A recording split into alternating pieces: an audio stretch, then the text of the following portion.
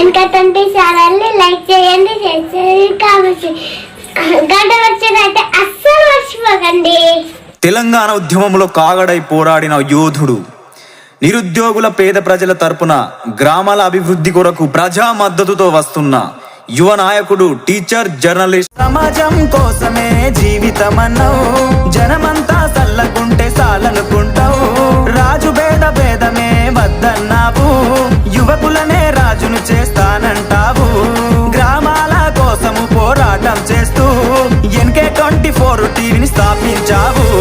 రామ్టెంకి శ్రీనివాసన్న రావాలన్నా, నువ్వే కావాలన్నా, బెల్లంపల్లి గడ్డ మీద గెలుపు నీదన్నా.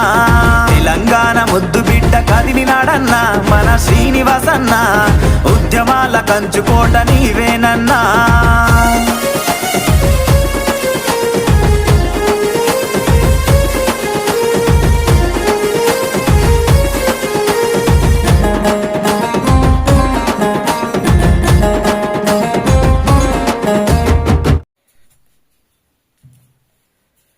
మంచిర్యాల జిల్లా చెన్నూరు పట్టణ కేంద్రంలో బాబురావు శివారపేటలో గుడిసె వాసులకు పట్టాలు ఇవ్వాలని సిపిఎం కార్యదర్శి చందు డిమాండ్ చేశారు. ఈ సందర్భంగా ఆవాస్ యోజన కింద 10 లక్షల రూపాయలతో పాటు ఇందిరమ్మ ఇళ్ల సౌకర్యం కల్పించాలని డిమాండ్.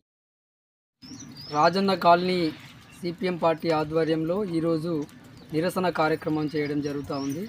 గుడిసెవాసులకు పట్టాలు ఇవ్వాలి, ఇందిరమ్మ ఇల్లు ఇవ్వాలి, అదేవిధంగా 15 లక్షలు ఇవ్వాలి, మౌలిక సదుపాయాలు, విద్యుత్, మంచినీరు, రోడ్ల సౌకర్యాలు వేయాలని చెప్పి రాజన్న కాలనీలో సిపిఎం పార్టీ ఆధ్వర్యంలో నిరసన కార్యక్రమం చేయడం జరుగుతూ ఉంది. ఈ నిరసన కార్యక్రమం సందర్భంగా మేము రాష్ట్ర కేంద్ర ప్రభుత్వాలకు తెలియజేయాల్సింది ఏంటంటే, కేంద్రంలో ఉన్న బీజేపీ ప్రభుత్వం ఆవాస్ యోజన పేరుతో ఇందిరమ్మ ఇల్లు ఇస్తానని చెప్పి ఇంతవరకు కూడా పేదలకు ఇల్లు ఇవ్వలేదు మంచిర్యాల జిల్లాలో. అదే విధంగా రాష్ట్ర ప్రభుత్వం కూడా ఇందిరమ్మ ఇల్లు ఇస్తానని చెప్పి వచ్చిన వెంటనే ఇస్తానని చెప్పి సంవత్సరం కాలం గడుస్తున్నా కూడా రాష్ట్ర ప్రభుత్వం ఇవ్వలేదు. అవి తక్షణమే గుడిసెవాసులకు మొదటి ప్రాధాన్యత ఇవ్వాలి. ఇవ్వకపోతే రాబోయే రోజులలో ఇంకా రిలే నిరాహార దీక్షలు సిపిఎం పార్టీ ఆధ్వర్యంలో గుడిసెవాసులతోటి చేస్తామని చెప్పి రాష్ట్ర కేంద్ర ప్రభుత్వాలకు తెలియజేస్తూ ఉన్నాం. ఇంతేకాకుండా కనీసం ఇక్కడ 2 సంవత్సరాలుగా పేదలు గుడిసెవాసులు నీడకు, ఎండకు, వర్షానికి, చలికి ఇక్కడే ఉండి చిరు చీకట్లో కూడా ఇక్కడే ఉంటున్నారు. కాబట్టి వాళ్ళకు మౌలిక సదుపాయాలు, విద్యుత్, కరెంటు, రోడ్డు ఇవన్నీ కూడా ఏర్పాటు చేయాలని ప్రభుత్వాన్ని కోరుతూ ఉన్నాం.